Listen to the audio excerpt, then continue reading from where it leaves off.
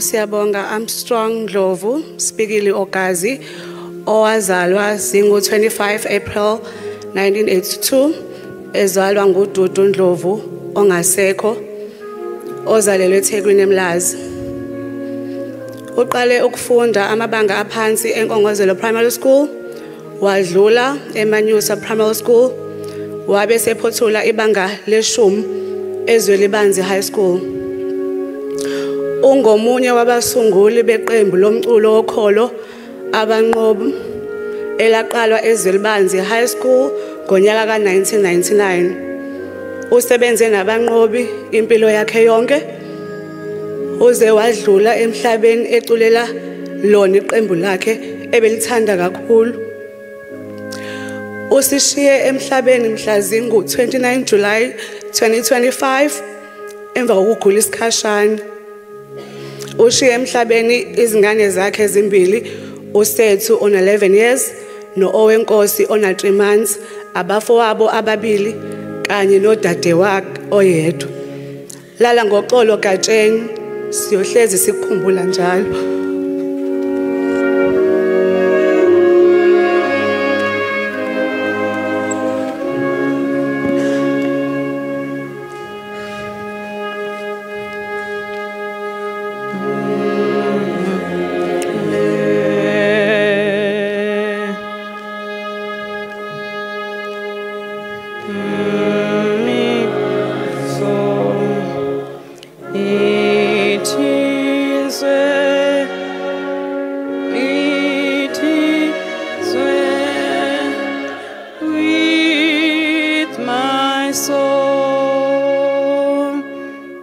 Begani kuJesu engumholike, nophiwa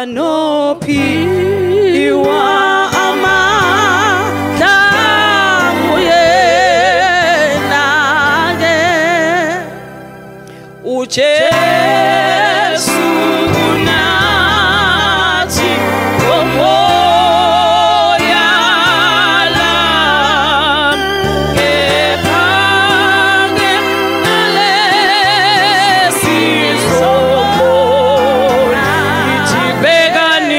Jesu begani uJesu engumholike, nophiwa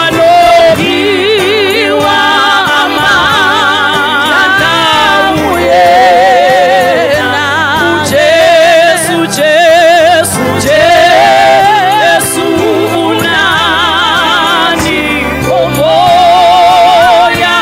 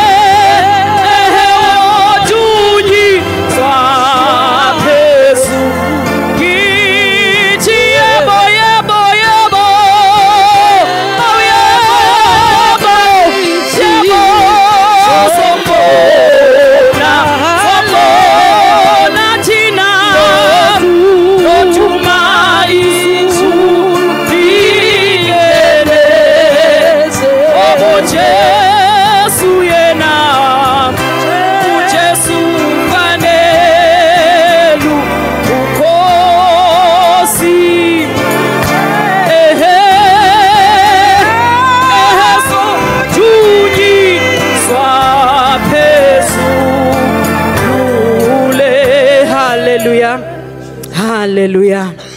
Sisho njalo, begani kuJesu, yena ungumholi, wethembekile izikhathi zonke. Amen. Ngizocela ukungena ohlelweni lezikhulumi Bazalwane ngizoyiphusha because ngiyayibona iprogram ukuthi isazoba nayo imusic festival. Amen. Angifuni ukubathathela isikhathi, ngiyafuna ukuthi sibanikeze the necessary time ukuze bakwazi ukukhombisa ubuciko babo. Amen. Ngizocela okhulumela omakhelwane kubhalwe lana uDr N Cele, uzolandelwa okhulumela abangani uMr Lwazi Dlamini bese kuthi / Mr Mxo Ntanzi. Ngizocela nje lezikhulumi zilandelane. Kuzoqala okhulumela omakhelwane uDr N Cele nokhulumela abangani uMr L Dlamini noDr Mxo Ntanzi. Amen. Angizukubaculela ke bazalwane, sometimes uculela abantu kanti umuntu uze a prepared neculo lakhe azosukuma ngalo. Amen. Amen. Ngizocela kuDoc eze ngaphambili alandelwe okhulumela abangani.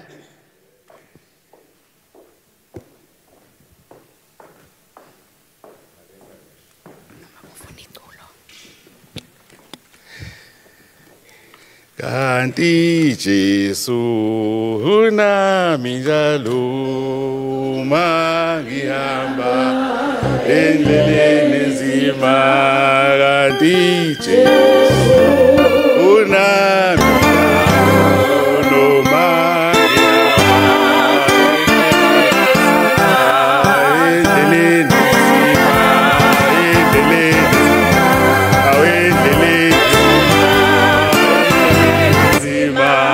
endleleni nzima, endleleni nzima, endleleni nzima. Ngisuma nokubingelela abefundisi, ngibingelele abaphathi bebandla, ngibingelele umndeni wakwaNdlovu ngokukhethekile, ngibingelele ihlobo nabangani nabomakhelwane egameni elihle lomfowethu uJesu Kristu. Amen. Kulukhuni kona ukukhuluma esimeni esinjengalesi ngoba inhliziyo azijabule, inhliziyo zishone phansi ngesimo esibhekene naso. Ngibizele ukuthi ke ngikhulumele omakhelwane, ngizokhulumela ke nomakhelwane bakwaG ngoba yena ndawo engiyaziyo engikhulele kuyona futhi. Ngizopheka nje umndeni wakwaNdlovu. Umndeni wakwaNdlovu umndeni osunesikhathi wafika endaweni. Cishe safikisana ngesikhathi esithi asifane ngama early 70s. Sakhula ke khona sibancane, sakhula nosisi bethu abadala. Ngizothi ke osisi ngoba bebevele kwazi ukuthi usisidudu nosisithemba. Sengisho mama kaSiya. Sakhula ke bekhula ke oSiya ubemncane koSiya ngoba umuntu ka1982. Kodwa into engangicabanga ukuthi mhlawumbe uzoba yiyona kwasho ukuthi kusho uboya umuntu onamathalente amaningi. Ngangicabanga ukuthi uSiya uzoba umdlali webhola. Behlangene noSani, they were very good ebholeni. Nakuba ke singena ama ground ngoba phela indawo yethu incishiwe kakhulu, ayinazo izinto eziningi ama facilities. Kodwa ngangicabanga ukuthi uba umdlali webhola ngoba wayi good ebholeni. Ngathuka ke mase ngitholtha ukanti usengene emculweni. Nakhona ke futhi wafika waexcella ngoba ukwenzile okuhle. Ekwenzeni kwakho okuhle wangena eqenjini elaziwayo labanqobi. Ngiyazi isikhathi asinaso kakhulu kodwa ngabe ngikhuluma kakhulu ngesimo sama artist ethu. Kahle kahle uSiya uma kuthiwa ngithi nje iqembu labanqobi, uma kuthiwa ngempela bekhamba ngendlela enefair emhlabeni, ngabe namhlanje line private jet yalo uma attend izinto ezithize. Kufanele ngaba liswele lutho ngoba iqembu elaziwayo. So engisho ukuthi ungena endimeni emfanele uSiya. wawenza futhi umsebenzi ngendlela efanele. Ngiyambongela. Bese ngibhekana nomphakathi wangakithi kwaG. KwaG ezansi siyazi umphakathi akuwona umphakathi obusayo noma umphakathi lemphakathi singathi mhlambe inezinto kakhulu. So lokho kwenza ukuthi ngikhuluma ukuthi lapha ezansi sebakhipha abantu aba-right, bakhona futhi abantu aba-right abangazenza izinto eziphezulu futhi njengoba sekhombisile uSiya. Kodwa inkinga yethu indlela esiphatheke ngayo. Mhlambe ewadini noma mhlambe lapha ezansi noma ewadini lilonke noma mhlambe umlazi wonke noma mhlambe iKZN yonke noma iSouth Africa yonke. Indlela esiphatheke ngayo yenza ukuthi amathalente amahle njengalawa namathalente esinawo kuma artist ethu angaveli ngendlela efana bavela ngayo. Mhlambe uma bekhona abantu bepolitiki safanele abayinuka amakhwapha bazibheka ukuthi kuhle yini lokho okwenzakalayo. Namhlanje abanqobi bahamba ngale moto abahamba ngayo. Akuseyona imoto entsha leya. Kade saqala ukuyazi. Kufanele namhlanje abanqobi basezingeni eliphezulu kabi. Kodwa kwenzeki. Kwenza ukuthi nabantu abayingxenye zalo bangabonakali bephumelele. Kungiphatha kabuhlungu ukuthi umfutho ongaka abazinikela ngawo abantwana bethu kodwa egcineni ufelwe amathe ngenxa ukuthi abantu indlela abaphethe ngayo bazifida bona bodwa. uSiya ke ngikhulume nje ngaye uSiya. uSiya mina ngimazi lokubi, ngimazi umntwana okhule ehlonipha. Ngoba ngimazi emncane, ngibazeli igemegeme e10. Engifisayo futhi ukuthi noma engasekho ngokomzimba singaphinde singake sizwe kuthiwa khona okubo okwenzakala kulela khaya la kaNdlovu. Ikhaya la kaNdlovu leliyana mina ngazi ke kusekhona ubaba uNdlovu noma nomkakhe uMamthembu. Nabo bonke abanye ingane zakhona ayikho engayazi. So ke siyophoxeka makuzoba khona ozolulaza ikhaya ngelinye ilanga bese kukhulunywa kabi ngalo. uSiya bekhona lapha beliphethe kahle ikhaya ngoba uyena umuntu bese khona njengamanje abaningi baseyindaweni eziningi ngokusebenza nangokuhlala. So ke singomakhelwane bakaG siyazwelana nomndeni kaNdlovu. Kusiphatha kabuhlungu okwenzekile nokuthi akufika kuleli zinga besifisa kufike kulona ngempilo kaSiya. Siyazi wonke umuntu uyastrugglisha ekhula. Kodwa muhle umuntu ostrugglishayo ezama afeyile ezama. Ngingazi ukuthi mina umuntu ofeyilayo umuntu ozamayo. Umuntu ongenzi lutho vela akafeyile ngoba vele usuke ngenzi lutho. So ke kuhle ukuthi nasemphakathini wakaG ezansi ikakhulukazi intsha ke isukume manje. Ngikuncishe lezinye kalotshwala lapha ngasekhaya ezansi. Ngikunciphe izinga lotshwala. Kuphinde kunciphe izinga lezidakamizwa. Abantu ake bakhuthale manje ikakhulukazi iyouth. Akikhuthale manje izuthi iveza amathalente enawo ngoba akekho umuntu ongenalo ithalente lakhe. Akunganga ukuthi uma kufathini esibadala bese kuphela kanjalo.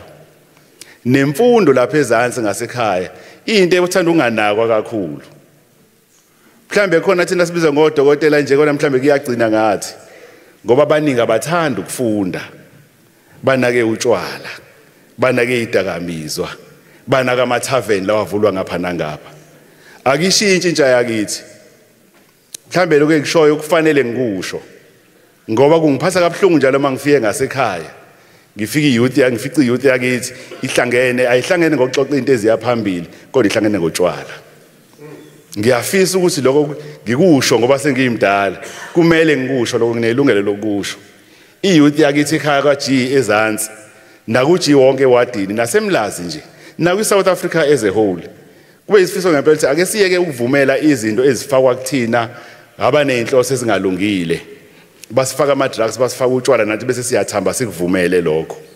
Ake sishintshe sikhombise siyabantu. Sibe proud ukuthi siyama-Africans. Sikhuphuke. Lelo thubo nalo lisebenzise ukuveza ithalente lakho. Uma ngabe usemncane hlala esikoleni ufunde ukuze ngelinye ilanga ungayisoli. Kuyisifiso sokuthi njengoba usiya siyombeka namhlanje abanye abasele abayiyouth ake bakhombisa ukushintsha bathathe ipattern enhle usiya abeza nayo ngineqiniso lokuthi usiya ngelinye ilanga ubezoba umuntu ophezulu ubezoba umuntu ophezulu ezoba nomuzi wakhe abena zonke izinto ayidingayo empilweni yebo impilo iyaphoxana ngoba impilo asizikaleli yona kodwa ngiyafisa ubona mawusenethuba lokuthi usanikeze ukuphila lisebenzise leli thuba ngoba impilo iza kanye mayisinyamalele futhi awukwazi ukuzivusa achieve your dreams ngalenkathi usaphila uma uyekelelile manje usho ngeke ufike indawo and umuzi wakini yofa ushiye uyihlazo ngoba uzobe ungenzanga lutho ekhaya ngiyabonga amen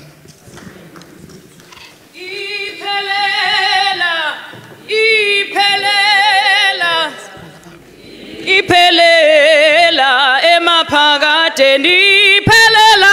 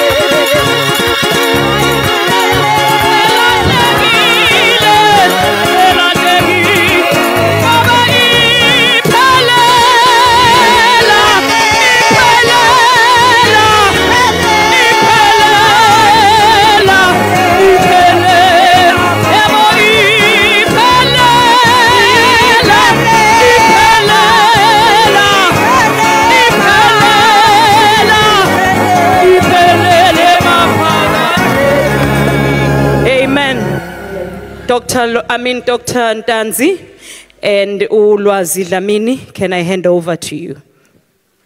Sanibonani. Igama lami ngingulwazi isibongo ngwakaDlamini. Ngizoma la phambi kwenu namhlanje. Ngizokhuluma ukugcina ngomfethu Siya. Mina bengimbiza ngomalume.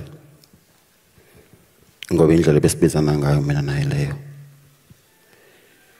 Kumina njengomuntu engiphilile noSiya futhi engihambile naye.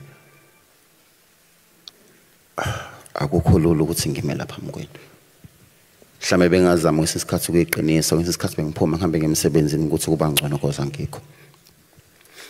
Kodwa njengamanje mangilibona umkhumbi wakho kanje sekangifikela ukuthi vele ngeke ngisambone.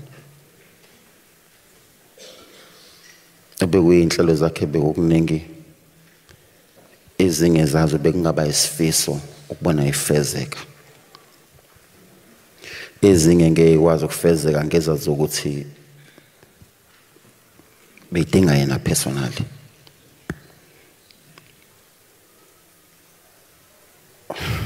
Siya engikwazi kangcono nenginesho yakho ukuthi ubengenza noma yini ngengane zakhe. Noma ngabe kuthiwa yini ebebhekene nayo ubeyokwenza sure ukuthi ingane zakhe zona zi-right. Ngiyafisa ukuthi Siya njengoba eselele la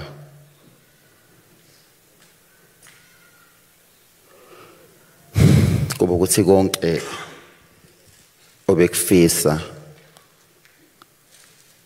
mhlambe akakutshale emndenini wakhe ukuthi oyedwa aqhubekela begcine khona yena.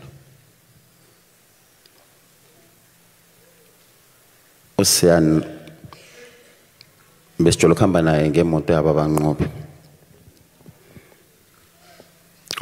Wangidonlodisa ingoma zabo ngenkani. Wathi ngiyangabi nayo imali yena ngibe ngihamba naye mina ngihleze nginedatha ngidownload. Kunengoma eculwa umfeso umuntu ethi Soft Life. Bengancamela ukuthi cishe kuqhome iphikome idlala ngoba kunale part ethi wema esho umuntu kuyona. Ethi ayizwa mfana isha kanjani mfana wami. Kodwa ke akusenani. Sinethemba lokuthi kukona konke okwenzekile bengayona inhloso yomuntu kodwa bekuyinhloso kaNkulunkulu. So ubanike thina esingama entandweni kaNkulunkulu. uNkulunkulu mesehlelile uhlelile wena ukwazi kwemendleleni yakhe. Okumnandi ukuthi siyakadutshulwanga akashayiswanga imoto kodwa ugolile. Kungcono ngoba ugolile nokuthi kuthiwa uvele wadutshulwa abantu noma uvele wakwazi umfana noma uvele washayiswa imoto. Akuningi engifisa ukusho ngaphandle ukuthi malume uhambe kahle. Sathemba ukuthi angithi mina ngiyathemba engikufundile kuwena ngizoqhubeka nakho. Njengokuthi umuntu engisondelene naye igama lakho Jesu.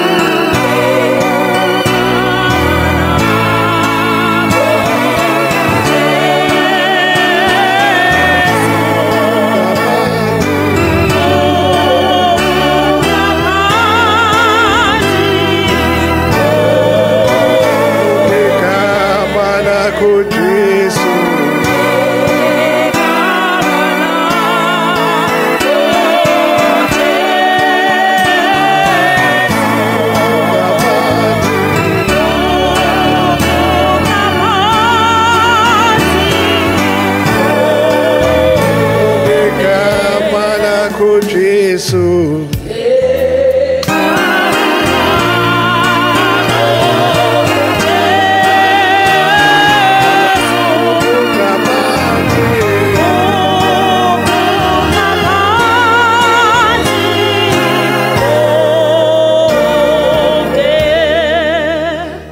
Ngizothanda ngiqale ngibingelela umndeni wakaNdlovu.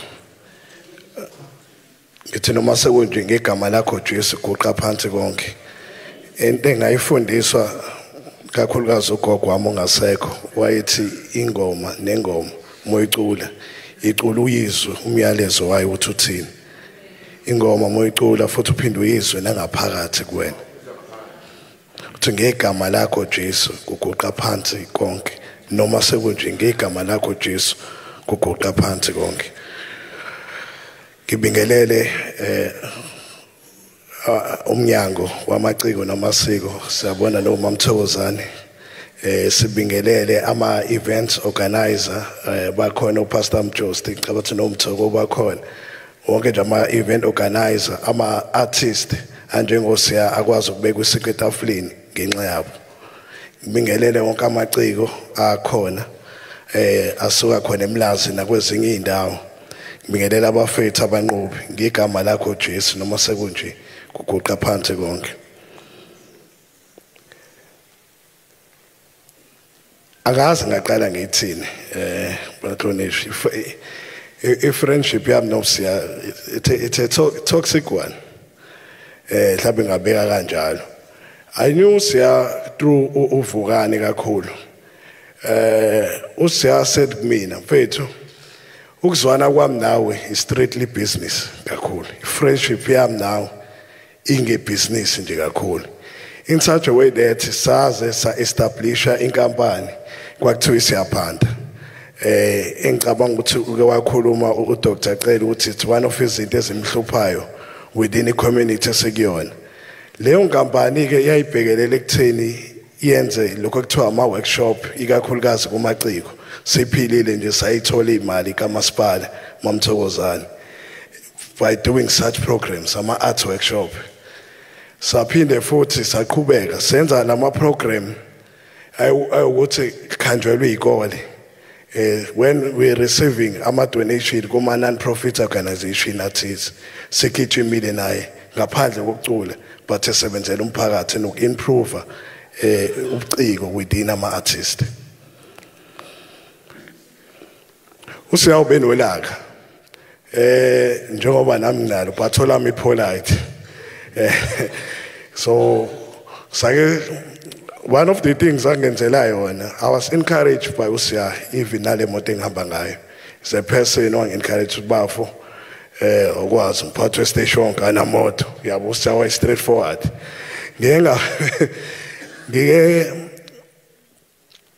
so I was encouraged even by that by him it's awukwazi bafo ngike ngagula 2021 for 3 months umuntu ehamba nami ngijima odokotela eshayela imoto kwakuSiya awukho umnyaka engangawuhambi engisala njengoba ngangisho ukuthi ke i-friendship yethu bitoxic abe kuexatshwana hayi kabi bekuexatshwana nje thothi khanjwe ngisho distance ethize yabona ke malume ukuthi okuyeke ngisho yeah but he was that person who was straightforward ngisho ekhuluma something Mamthokozane umnyango wamaciko namasiko umama wethusi owaba ungqongqoshe wezobuciko namasiko lapha esifundazweni sethu wake akhulume kahle nangawe uSiya ukuthi ama artists mawami upliftile ngifuna ukudlulisela lo myalezo ukhona nendima wadlala uphethe lo mnyango siyagcizelela siyacela isurvival yobuciko inzima kakhulu ma events organizer so lobuciko ababenzayo ngithi mina ke bafethu umlazi ureach ngeart umlazi ureach ngeacapella okwakhuluma uDr Cele la ukuthi ngisho abanqoba ngaba bekho la ibekhona kuninga ngabe banakho abanqobi siyafisa ke ngelinye ilanga soshiye lo mphawu Mamthokozane okwakuyisifiso sakhe naye mfethu siyafisa ngelinye ilanga ukuba ne-acapella event la eMlazi eyoxhasa futhi umnyango wamaciko namasiko ama artists futhi aholelwe ngalokho akwazi ukuthi abeke isinkwe etafuleni this event must support wonke amaciko eacapella seMlazi ihostel futhi khona eMlazi is the home of acapella we have seen abanqobi representing uMlazi kuma Grand Gospel Music Awards we have seen abanqobi representing South Africa as a whole we have seen abanqobi beduduza inhliziyo zabantu abahanjelwe we have seen abanqobi be-improve impilo zabantu we have seen abanqobi begqugquzela we have seen abanqobi benza into eziningi ezahlukene abanqobi bagijimile nemphakathi abanqobi awukhumuza ade bewukhetha namanje abawukhethi abanqobi ayiphi program noma i-event abathi lesithatha kancane siyafisa ukuyibona into kanjalo siyacela kumnyango wethu wamaciko namasiko because lento yobuciko baphila ngayo siyacela futhi ne-issue yama delay payment Mamthokozane ikesotho within ama artists akwazi ukuthi athole imali yawo ngesikhathi ngoSiya namhlanje uyavuka kumina sibonge kodwa kakhulu nangendima enidlalayo umnyango wamaciko namasiko Mamthokozane siyayibona isupport sizwile nakumsakazo uqoqozela nangendaba memorial service na yonke imsakazo nje idlala indima ontokozo FM ukhozi bonke imedia yonke support abanqobi kule yonke leminyaka engifisa ukukushiya futhi ubafo akushilo ngiyaxolisa ukulana iyona platform engina umndeni ingane zakhe uqinisekisa ukuthi uyenakekela one of isifiso sakhe ubancamela ukuyeka noma yini uma kuza kwindodakazi yakhe nakho ke manje sekukhona nengane yakhe so siyacela lokho emndenini kakhulu ukuthi ingane zasiya zilithole lelo thando kungalikhi eksekutheni ubaba akasekho mhlawumbe kuzona kube nzima ke usuwela ngonyaka odlule ngizolisha iqiniso akuzange kube right kusiya kahle kahle usiya kagula ngamanje ukhamba kwasibu khumbula kahle ngangihambile ngihambe ngomsebenzi wangifonela ngaze ngabuyela kuyena mhlawumbe ngo-10 ebusuku futhi walibamba ucingo wathi mfethu angikho right ngiphukile emoyeni okunye ngifuna ukukudalula kwamanje wathi ngiphukile emoyeni kabi kwamlimaza njengoba ngisho ukuthi that was the first incident nokuhamba kwamfethu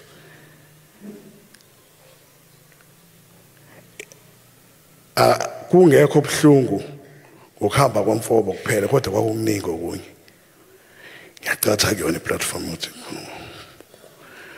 wathi mfethu ngiyayivalela ngifuna noma but njengoba ngisho ukuthi nje that was into yamlimaza kakhulu singene kule yalonyaka ukwangifonela kumqala nokugula ngesonto elidlulile noma ngithi 2 weeks ago wangifonela futhi ngihambe ngomsebenzi wathi mfethu angiyiphilile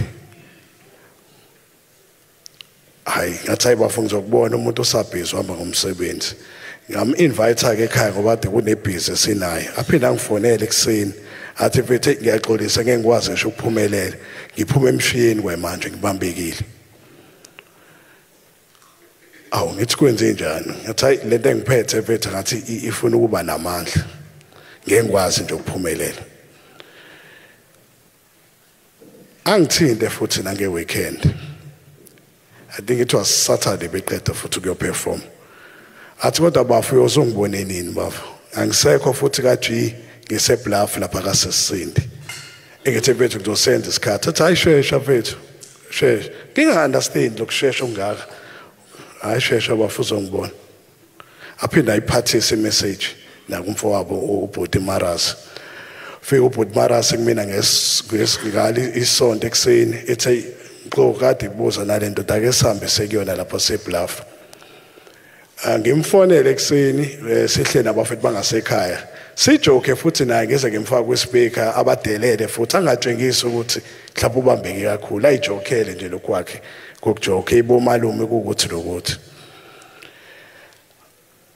ngesonto sesithi siyasuka aphinda phone athi ngeke mfethu sengiphuthuma kudokotela eMiyabank angisizwa kahle ngomsomluku ekuseni sithi ngeke ake sihambe ngithi nami ngiyalova namhlanje emsebenzini isimo samfethu sicritical ngomsomluku ekuseni sihambe naye nomfethu ubhuti Maras noSihle noFanazi siye bluff simfice nje usiya ulele athi ngasibona amanavuka athi ngamane ngaphila bafethu ngokufika kwini axoxe kushawa amajoke azayikhipha imali I think wakhipha imali engango 400 wasathi mengayidli nani nithi angidle noma le mali singayiqonde futhi nale nkulumo thandeni kwa hawo ayikuhlalwe asibone ukuthi usebambeke kakhulu sithi ake siphuthume eWentworth esibhedlela sifike simshiye khona esibhedlela sibuye ngabo 4 kudlule awu ngo5 angifonela athi bafethu wena ngishiya manje sithi hayi bafo ngeke sitetele odokotela ngoba siyabothi isimo sakho sicritical kodwa sozama ukubuya after 12 ngakusasa ngisho ngolwesibili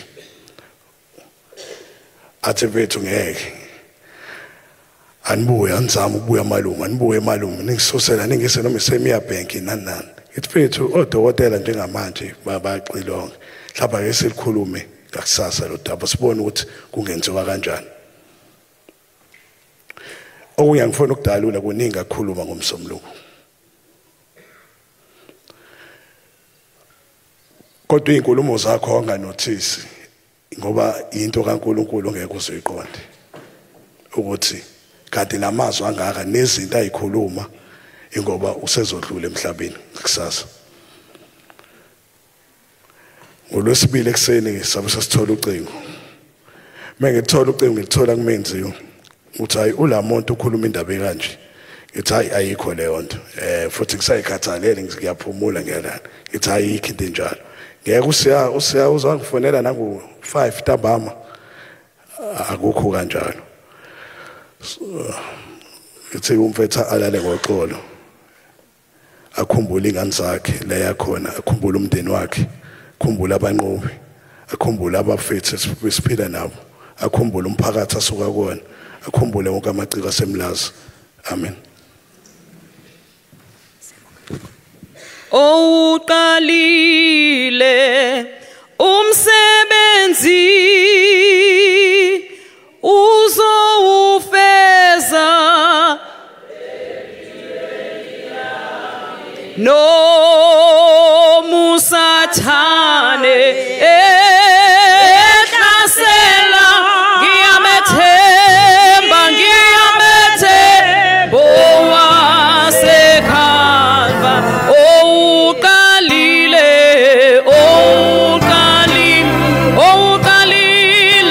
umsebenzi uzowufeza empilweni yalo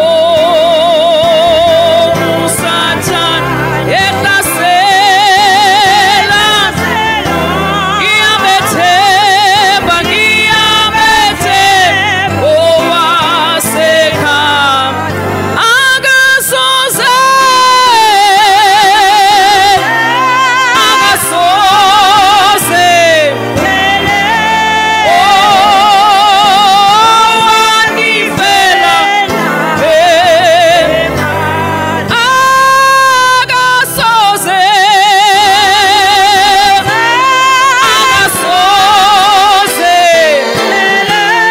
owandifela akasoze owangifeleka omsindisi wami msindisi wami yena wongiho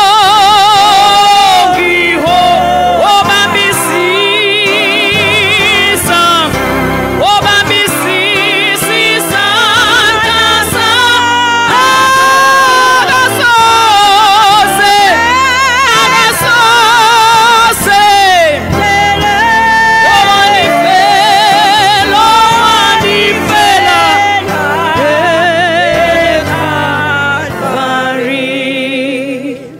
God is not a man that he should lie. He's not a man that he should lie. Agasoze,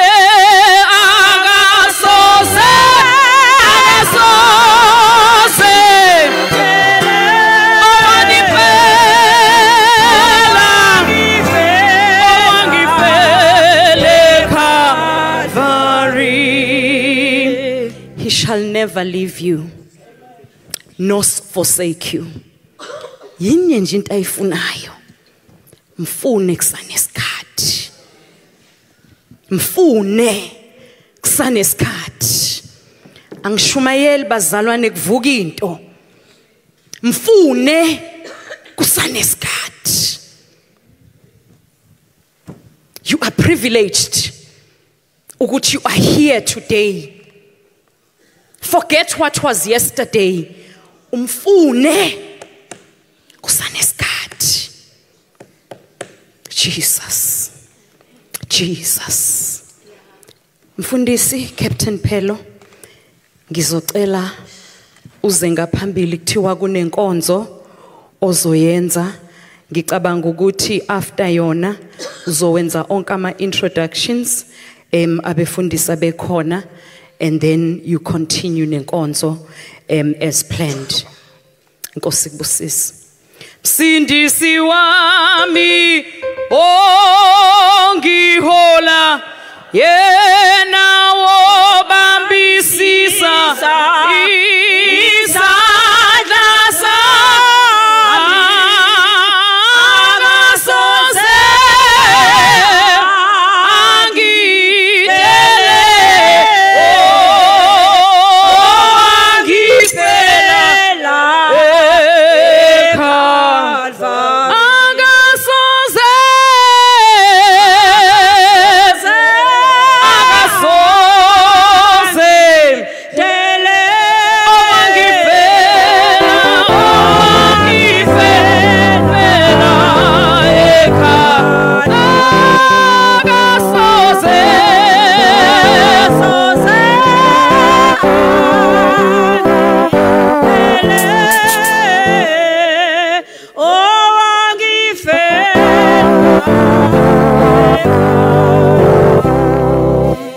Hallelujah. Hallelujah. Hallelujah. Ngibingelele bazalwane ngegama lenkosi yethu Jesu Kristu. Amen. Okwami bazalwane ukuzodlulisa ukwamkela nje abefundisi that are in our midst. Kuno Lieutenant Siphokazi eNgcobani Makebesana abasembali kho. Kube khona uEnvoy Thembi Xaba wakaMakhutha. Kube khona uLieutenant Bawinile and John Mabuza abase Montfrey kho.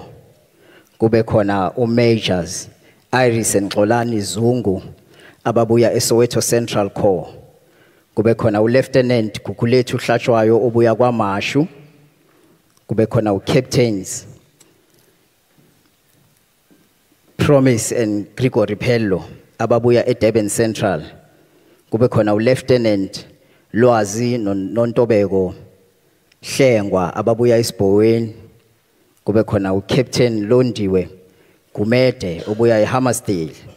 Kube khona uCaptain Siphephelo Sibisi kanye noLieutenant Nokuthula Sibisi ababuya ePiet Memorial. Bese kuba khona umfundisi uNtombela obuya e12 Apostle. Kubingelela nokwamkela abefundisi laba.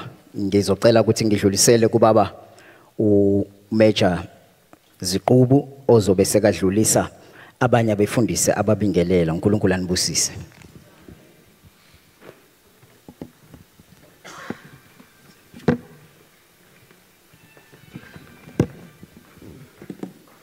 Gaphesheya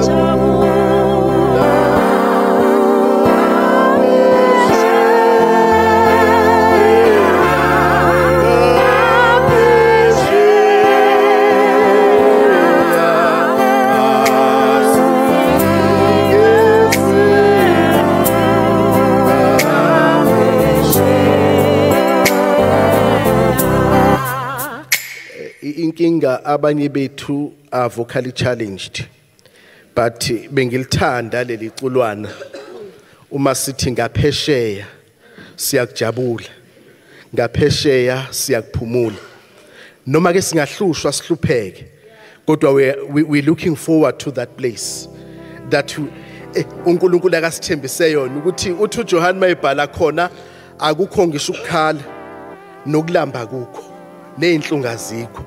Manje kathi bese ngaliqula nje siqonda ukuthi we are just passing by, we are going somewhere. Gaphesheya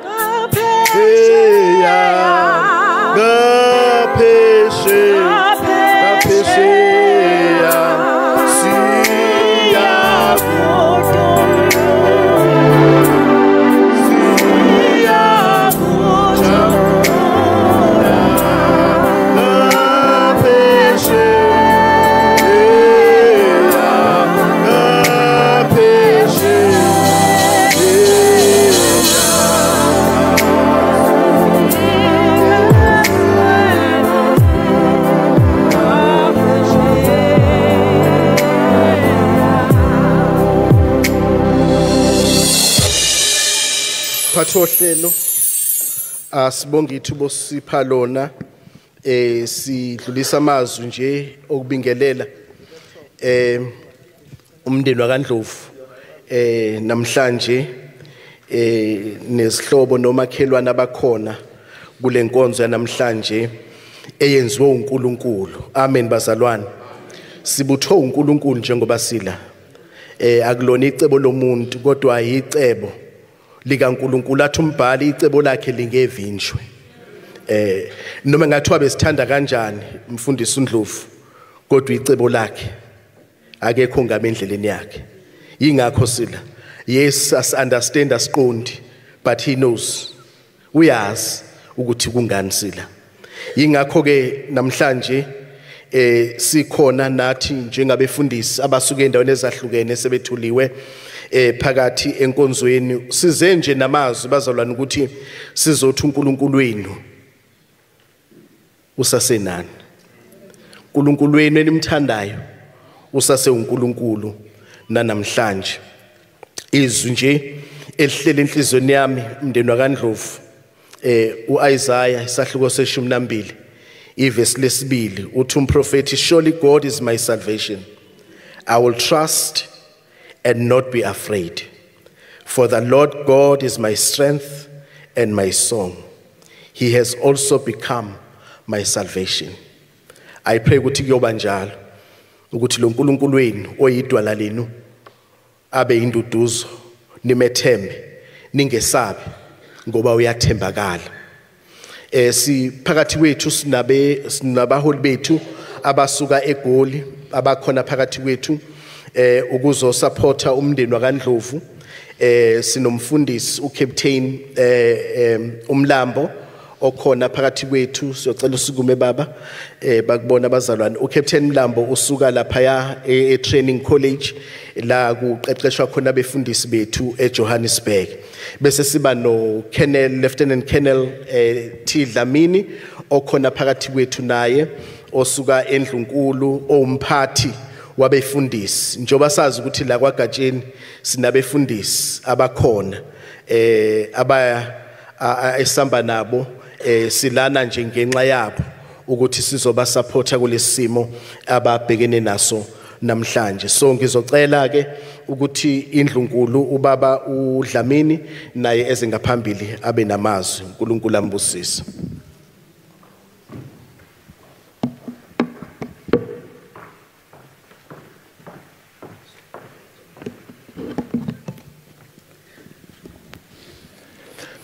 Ngiyanibingelela ke egameni leNkosi uJesu.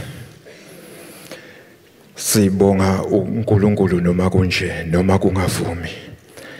Ngimeke lapha ke ngokuthunywa ngabaphathi balenkonzo lelesikiyo yempi yosindiso kwekuthi ngibe khona phakathi kulenkonzo yokubeka umzimba kaNdodana uNdlovu. Bathe abaphathi benkonzo yempi yosindiso uCommissioner Tobin noDaisy Elaison kanye nanobhala omkhulu uChief Secretary uLieutenant Colonel Themba Mahlobo noTSWM uLieutenant Colonel Nokuthula Mahlobo mndeni bakanye nani. Uthi umbiko mawufika eNdlunkulu balimala kakhulu ngoba sibafundisi siwumndeni kwekuthi uvela eSwatini uvela kuphi mase kumfundisi ula eSalvation Army sesiwumndeni owodwa kaNkulunkulu lokwehlela omunye umfundisi abaphathi bayalimala eNdlunkulu. Bayezwelana ke nani kakhulu umndeni waKaNdlovu ngokukhushulelwa ebukhosini kuka Siyabonga Ndlovu bakanye nani abaholi kulesehlakalo mndeni waKaNdlovu. Bayazi ukuthi nilimele kakhulu ngokushiywa othandiweyo wenu. Duduzekani ke mndeni uNkulunkulu unani kulesimo. Siyimpi ke yosindiso ibandla likaNkulunkulu. Silimele sikanye nani mndeni. Futhi siyafisa ukuthi uNkulunkulu azesule izinyembezi emehlweni enu aniphe amandla kwekuthi niqhubeke nokumdumisa nokumkhonza ikakhulu bafundisi bakwaNdlovu. uNkulunkulu aniqinise aniphe amandla. Sikhona la njengabafowenu nabodade benu ukuzokusho kwekuthi lo uNkulunkulu wasibiza wasishisa amakhaya, wasishisa abosisi bethu nabafowethu nyeka silahle uzosithwala noma sekunje phakathi ekhaya kodwa uNkulunkulu esemkhonzako ukhona. Bese makabhala kahle umpostoli Phawula ngoba useyabonga bedumisa ahlabelela aduduza abantu abanye basindisiwe ngokuhlabelela kwakhe. Besathi umpostoli Phawula ngokulwile ukulwa okuhle ngicedile ibanga lami umkhonzile uNkulunkulu ngokudumisa kwakhe wahlabelela abasindiswa abantu baphila abanye abantu emoyeni ngephimbo lakhe manje ibanga lakhe ulicedile. Ngifuna ukuthi ke kinina niwumndeni ukhona lo uNkulunkulu noma sekunje ngithe kuwe mfundisi kuvuke emaminute kimi ngoba sengisele nginje avukile emaminute kodwa uNkulunkulu ukhona bamba njalo ningesuki kuJehova gcinani isibindi uNkulunkulu anduduze aniphe amandla. Bathi ke abaphathi ke bakanye nani bazochubeka bakhuleke. Omunye umphathi bekumele sibe naye la uChief Secretary kodwa ngenxa yeke yomhlangano wabe sesovala lesikhala sokuthi abesemhlanganweni kodwa uzofona akhulume nani. uNkulunkulu aniqinise anduduze. Amen.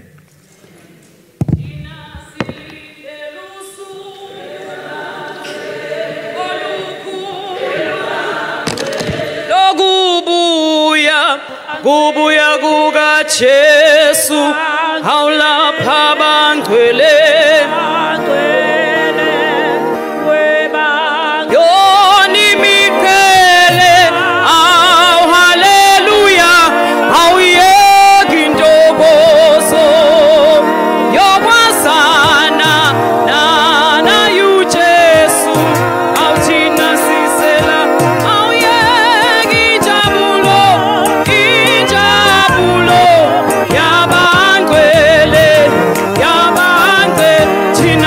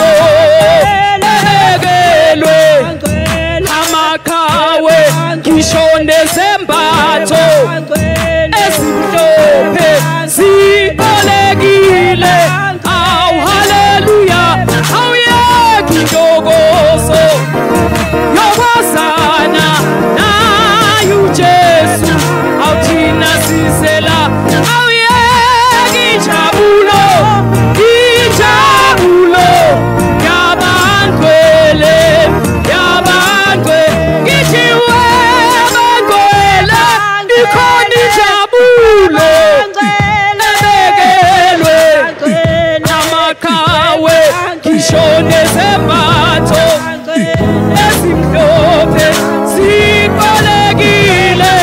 Awu haleluya, awuyeki intokozo oyabasana naye uJesu awuthina sizela. Awuyeki injabulo, injabulo yabantwele, awuyabantwe sithiwe abantwele nenjabulo. Oh hebekelwe, oh hamaka ishone zembatho, oh ezimhlophe zona siqalekile. Awu haleluya, awuyeki intokozo oyabasana naye uJesu awuthina sizela. Awuyeki injabulo, injabulo oyabantwele, yabantwele. Hallelujah, hallelujah. God is good all the time. Masibuyele Nkosini siphakamisu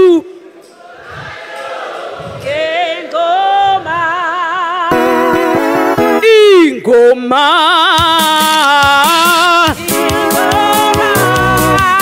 Ithi ingoma.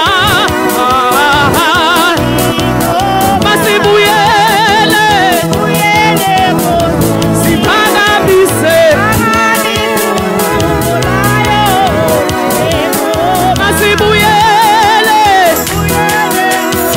siphakamise isiphumo lwayo. Masibuyele Nkosi siphakamise olwayo. Oma awusithi oma ingoma, awusithi oma. Masibuyele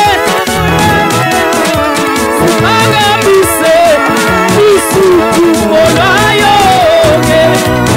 Masibuyele yele Nkosi siphakamise. Masibuyele yele Nkosi siphakamise isiphumo lwayo. Masibuyele yele Nkosi siphakamise isiphumo lwayo. Oma awusithi ingoma, ingoma.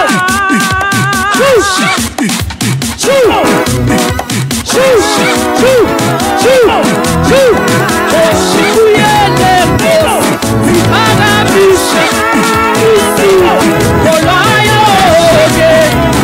Masibuyele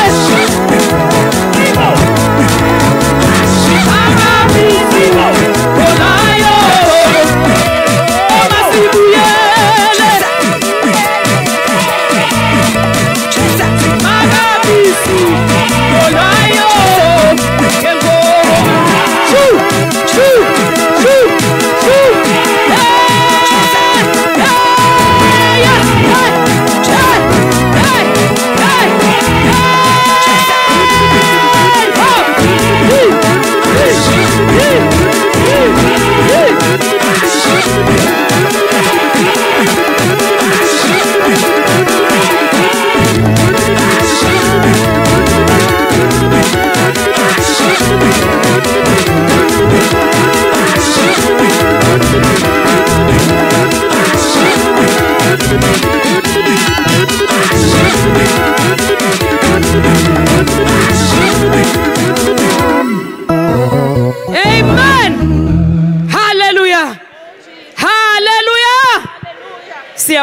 Siyabonga bazalwane. Ngiyabona nikhona. Amen. Amen. Ngizocela ngokuphuthuma bazolandelana ngalendlela bazalwane. Okhulumela abantwana bakhe usethu, okhulumela udade wabo, uBhele Ndlovu, and then okhulumela abafowabo. Ngizocela nje balandelane ngaleyo ndlela njengokubhala kwabo kwi-program. Inkosi nibusise. Masibuyele nkosini siphakamise udu olwayo. Masibuyele nkosini siphakamise udu olwayo ke. Masibuyele siphakamise isudu olwayo ke.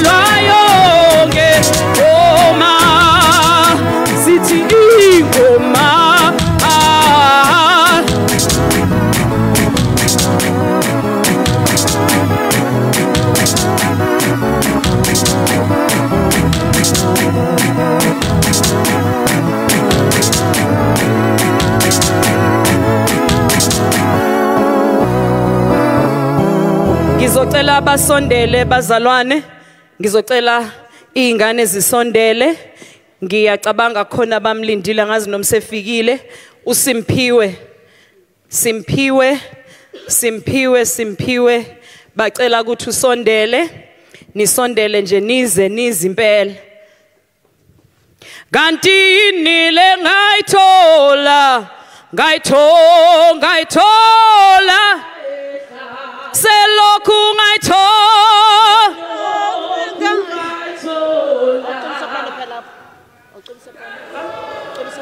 yini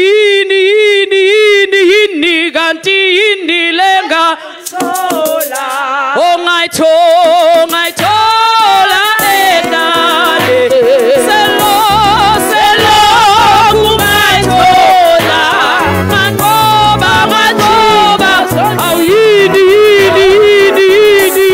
kanti inile ngayithola ngayithola endale selokhu ngayithola mangoba kanti inile ngayithola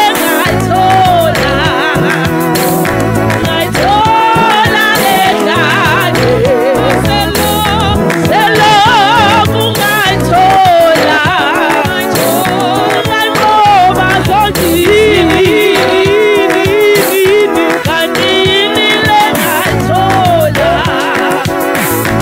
ngayithola endale selokhu ngayithola mangoba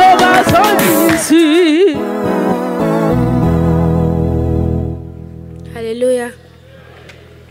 So mina ngizofundela uSethu iletha ebhalufa ubaba wakhe. I remember the times we laughed, cried and smiled together. I will never forget all the memories we shared together. You are the best dad and I appreciate you so much. You leaving me is hurting so much, but I know you will be by my side every day, watching over me and owing us.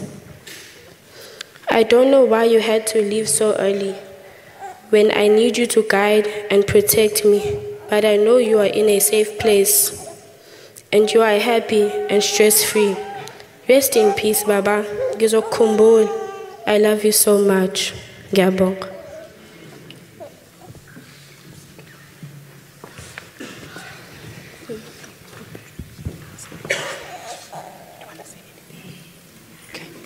Siyabonga kakhulu bazalwane, siyabonga. God be with you and give you the strength. Ngicela nibagone bazalwane.